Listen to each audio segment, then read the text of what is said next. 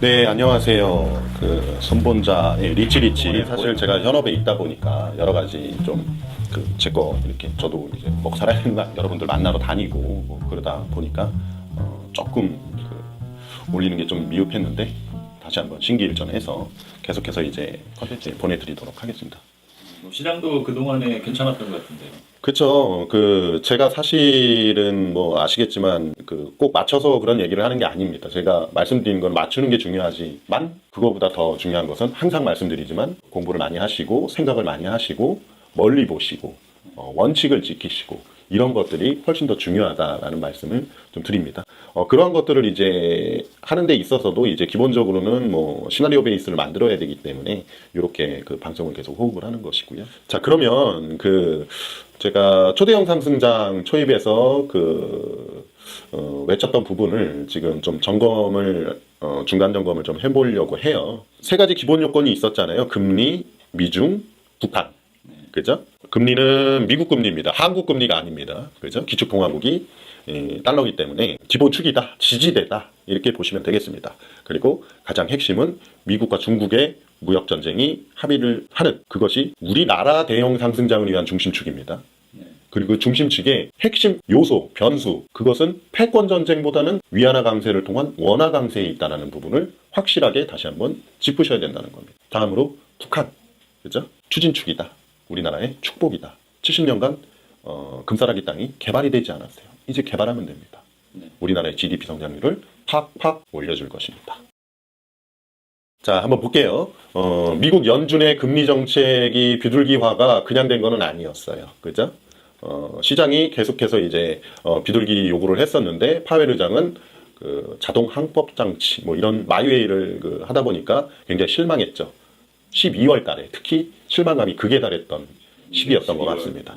저는 12월 달에 해줄 줄 알았거든요, 개인적으로. 근데 제가 파웰 의장이 아니니까 어떻게 할 수가 없지 않습니까? 심지어는 트럼프 대통령이 이제 4.3 최초 해임을 검토하기도 하는 여러 가지 압박이 이제 들어갔죠. 그래서 시장은 위축이 됐던 건 사실입니다. 그래서 제가 11월 달에 2019년 주도주다 뭐다 해가지고 말씀을 드렸었잖아요. 제가 말씀드리고 특히 IT 중소형주들은 10% 20%씩 빠졌어요, 더. 지금 뭐 많이 올라 있지만 그런 거라는 거죠. 제가 항상 말씀드린 게. 어쨌든 1월 4일에 연설이 있었습니다. 1월 4일 연설 잠깐 이렇게 좀 보고 가시면 요날 있죠, 요날. 우리 시간으로는 1월 5일이겠죠, 그죠? 새해 비둘기 변신. 요때 이제 어법을 바꾸면서 요 사람이 파웰입니다. 요 사람이 파웰. 요게 전 옐런 누나. 이게 냉키 형님. 요때 이제 긴축 속도 조절을 공식화를 했고요. 1월 FOMC 여기 있는데 1월 FOMC에는 지금 연준이 예전에 양적 완화라고 해가지고 돈을 막 풀었어요. 돈을 막 푼 게 이제 채권을 사준 거거든요. 그래서 시장에 화폐를 뿌린 건데 그걸 다시 시장에 팔고 있습니다. 이거를 긴축이라고 합니다. 테이퍼링이라고 하거든요. 매달 뭐 몇백억 불씩 이렇게 지금 해오고 있는데 그거를 조기에 종결하려고 합니다. 즉 시장에서 다시 화폐를 걷어들이는 행위를 그걸 줄이거나 이렇게 속도를 늦추거나 뭐 그렇게 한다는 거죠. 아예 중단하거나. 그런 유의 것들이 나오니까 더불어서 시장은 환호를 했다. 글로벌 위험 자산들에 대해서 아주 긍정적인 지지대를 구축을 해놓은 상태다라고 보시면 되겠습니다. 당분간은 계속 그 역할을 하고 있습니다. 이제 시장 투자 일자를 한번 볼게요. 코스피를 먼저 한번 보겠습니다. 코스피를 보시면 자, 외국인들이 지금 이 멋진 모습이 보입니까? 뭔가 좀 중구난방이었죠? 12월 달에, 그죠? 12월 말에. 그리고 이렇게 보시면 계속 중구난방이에요. 지금 외국인도 몰라요. 지금 어떻게 할지. 그죠? 왔다리 갔다리 하는 겁니다. 옵션 만기일 마사지나 좀 하면서. 근데 1월 4일 요날 이후, 그죠? 요날부터죠? 요날부터 빨간색이네요. 빨간색이죠. 그죠? 4, 8, 심지어 8천억. 그죠? 매수 우위로 돌아선 게 보이죠. 그죠?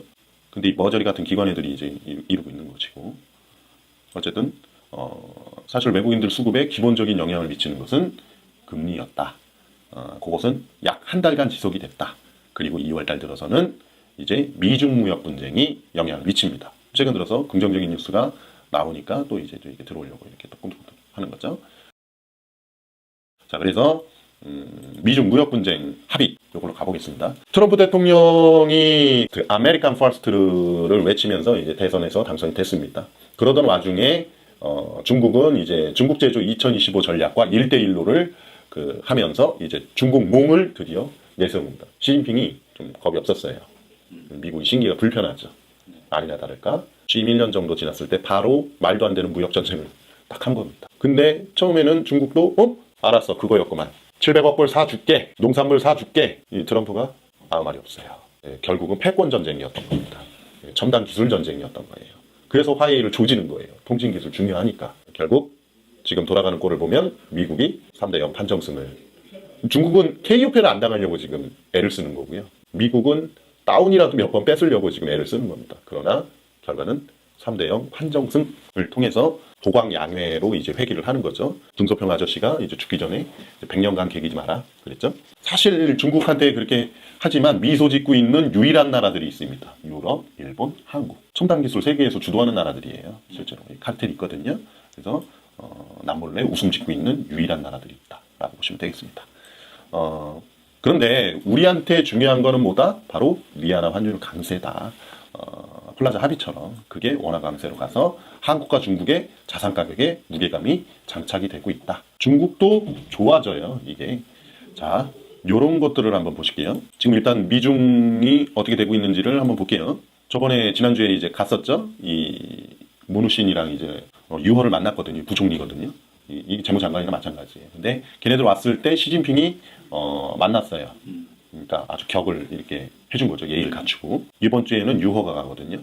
계속 이제 속도를 지금 내고 있습니다. 트럼프가 유허를 면담을 한다? 뭐 그런 거죠. 그죠? 그러면서 3월 1일은 트럼프 대통령이 이런 얘기를 했습니다. 마법의 날이 아니다. 60일간 연장 가능하다. 벌써 신호가 다 오지 않습니까?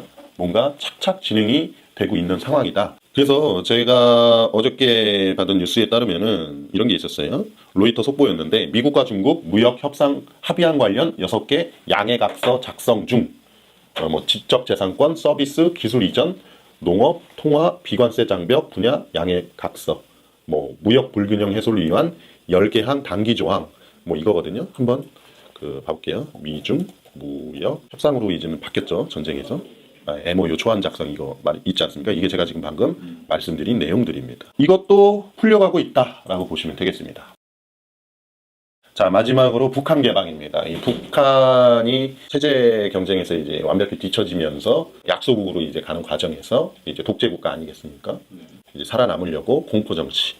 그 이면에는 자주를 표방한 북핵 개발을 시작을 한 겁니다.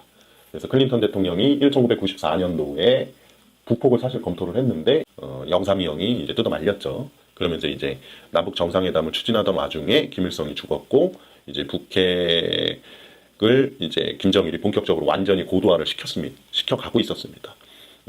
김정은까지 그걸 이어받았어요. 근데 오바마 대통령이나 이런 쪽은 무시를 했죠. 전략적 무시라고 하죠. 하지만 북한은 멈출 생각이 없었습니다. 어떻게든 협상장으로 끌어내야 됩니다. 그래야 지도 살고 이게 되는 거니까. 그래서 ICBM까지는 급기야. 진짜 만들었는지 어쨌는지. 만들었으니까 트럼프가 여기 나서겠죠. 안 그래도 해결주의자긴 하지만. 그래서 로켓맨 vs 늑다리 미치광이 이렇게 싸우지 않았습니까?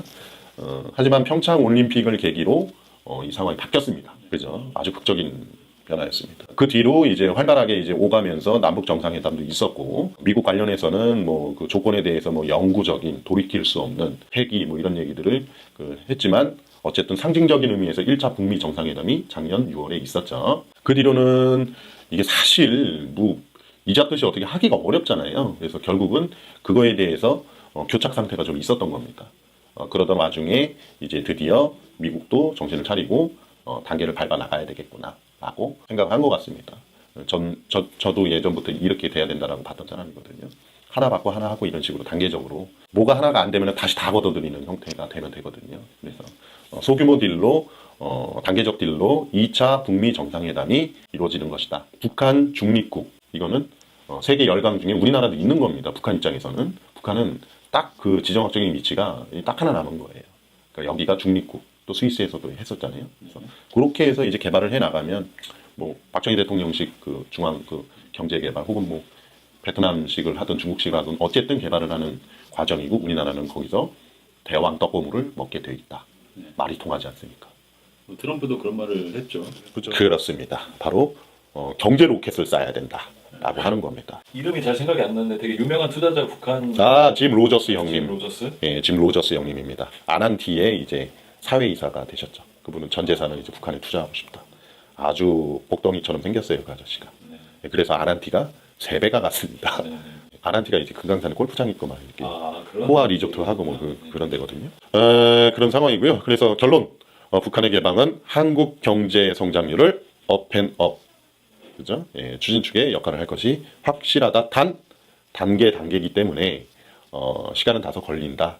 근데 제 생각에는 종전선언 뭐 이런 거를 가지고선 혹은 그 북한과 미국의 수교 이런 중요한 부분이 아마 내년 대선을 앞두고 결국은 뭐 나오지 않을까 싶어요. 아무래도 벌써 대선 전에 뭐 돌입하는 초창기 지금 모습 아니겠습니까? 그렇게 생각을 저는 하고 있는 상황이고요. 여기까지가 이제 1차 꼭지고요. 북한 개방 관련해서 네네네. 수혜주로 다뤘던 그 그쵸, 종목이 그쵸. 있지 않습니까? 트로이카주. 네네네, 트로이카주. 북한 개방 입고로 남들은 철도다 뭐다 하는데 저는 트로이카주. 저는 그거에 대해서 제 개인적으로는 확신하는 게 북한 개방만 가지고 트로이카주가 아닙니다. 원화 강세도 연결이 되고 금리도 다 연결이 되는 거예요. 그래서 트로이카주. 근데 그 중에서도 탑픽은 그 증권주다. 네. 증권주가 3개가 다 연결이 돼요. 그리고 그 중에 2개가 연결이 되는 게 건설주입니다. 그리고 이제 은행은 그거를 이제 받쳐주는 거니까. 그렇게 트로이카주를 얘기를 하고 있고, 그 트로이카주는 저는 지금 계속 조금씩 분할 매수를 계속 하고 있어요. 예, 그렇게 급하지 않습니다. 다른 전체적인 운용을 하는 데 있어서 그럼 요 꼭지 하나 또 말씀을 드릴게요. 일반 개인분들이 사실 그 스윙 트레이딩이나 뭐 이런 거를 해서 이익 나는 게 생각보다 만만치 않으실 거예요. 그렇죠. 그리고 정보성 매매를 한다는 거는 더더욱 더 만만치 않으실 거예요. 저같이 이 고도로 훈련된 사람도 만만치 않은 영역이거든요. 실제로. 저는 이렇게 운영을 이제 계속 해오는 사람이니까 고도로 훈련된 이제 비중이 이제 뭐 예를 들어 장기 투자는 이제 50에서 70을 담습니다. 그리고 이제 중기 정도 되는 이제 조금 깔쌈한 애들 몇 개 해가지고 또 이제 한 비중 10에서 30 사이로 왔다 갔다 하고요. 때로는 이제 차트나 이런 것도 사실 봅니다, 제가. 그래서 단타 플레이를 10% 이내에서 합니다. 근데 저는 이 큰 원칙에서 크게 벗어나지 않습니다. 다른 말로 현금도 한 20% 정도는 요 와중에 거의 있는 편이에요. 그렇게 가는 겁니다. 그렇게 가야 대책이 쓰고 버틸 수 있고 뭐가 이게 부담감이 모가지까지 차고 막 이런 게 없어요, 저 같은 경우. 이런 형태로 하는 사람은 그나마 제가 고도로 훈련되고 그걸 해서 하는 거지. 솔직히 여러분들에게 추천해드리고 싶은 건 요 제가 얘기하는 이제 크고 넓게 멀리 깊게 요 부분에 대한 이제 그 물레방아 투자법으로 해가는 부분이 약 50% 정도는 좀 해달라.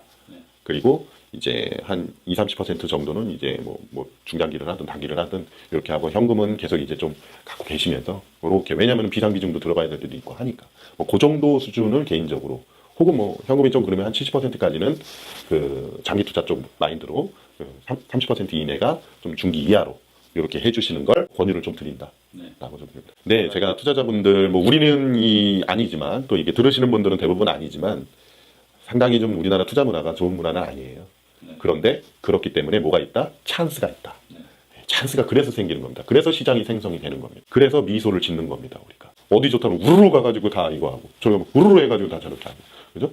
뭐 얘기하면 그러면 언제 가는데요? 그럼 어디까지 가는데요? 이게 이렇게 하면 안 된다는 거예요. 그죠? 아니면은 뭐 와가지고 야 좀 정보 좀 보냐? 이거 아니라는 거. 정보도 그리고 다 틀려요. 심지어 사장도 틀려. 지회사인데 그런 거거든요. 그래서 공부를 많이 하고 이렇게 해서 큰 그림을 가지고선 공부를 하고 방향이 맞으면 다시 한번 강조드립니다. 기간을 포기하십시오. 가격을 취하십시오. 그러면 이깁니다.